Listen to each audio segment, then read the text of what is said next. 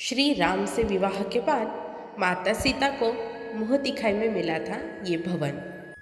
राम नगरी अयोध्या में श्री राम से विवाह के बाद माता सीता को मुँह दिखाई में क्या मिला था और रानी कैकेयी कैसे इसे देखकर मोहित हो गई थी, इसके बारे में सविस्तर जानकारी सुनिए।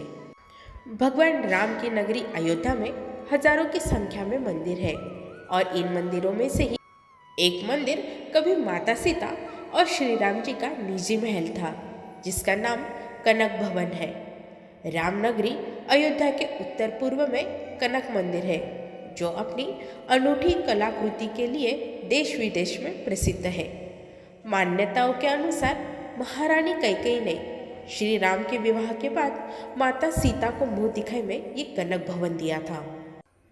पुराणों के अनुसार जब त्रेता युग में भगवान श्री राम और माता सीता का विवाह हुआ था, तो उसी रात भगवान श्री राम के मन में विचार आया कि अयोध्या में सीता के लिए एक सुंदर महल होना चाहिए।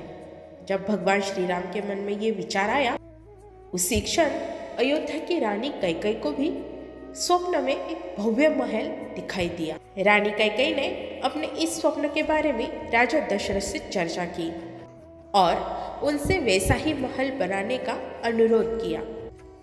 राजा दशरथ के आग्रह पर कनक भवन का निर्माण देवताओं के शिल्पकार विश्वकर्मा जी की देखरेख में किया गया था।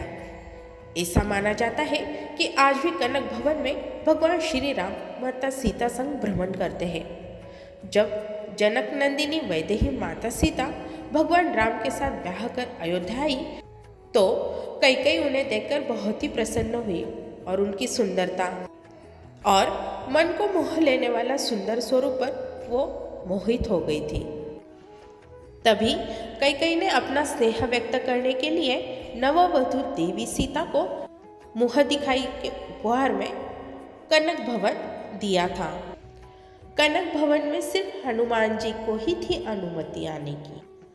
आप लोगों ने अक्सर कई मंदिरों में देखा होगा कि जहाँ भी माता सीता और श्री राम मौजूद होते हैं, वहाँ हनुमान जी भी उनके साथ रहते हैं। लेकिन इस मंदिर के गर्भगृह में भगवान श्री राम और माता सीता के साथ हनुमान जी मौजूद नहीं है। ऐसी मान्यता है कि भगवान श्री राम के अलावा किसी अन्य पुरुष को कनक भवन में आने की अनुमति नहीं थी, लेकिन राम के प्रिय भक्त हनुमान को भवन के आंगन में रहने की अनुमति थी, क्योंकि हनुमान जी श्री राम के प्रिय सेवक थे।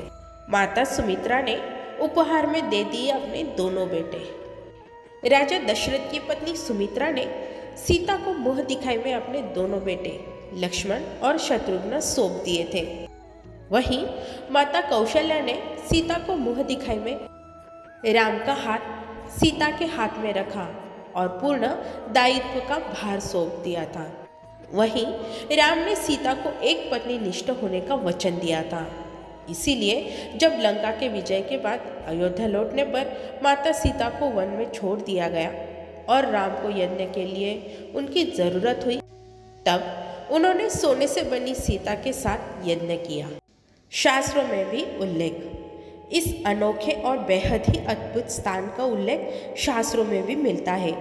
कहते हैं कि जब देवी सीता को कैकेयी ने देखा, तो उनकी सुंदरता से वह आत्मविभोर हो उठी।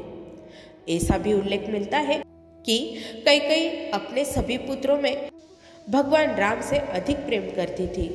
वह उनके सबसे अधिक प्रिय पुत्र थे।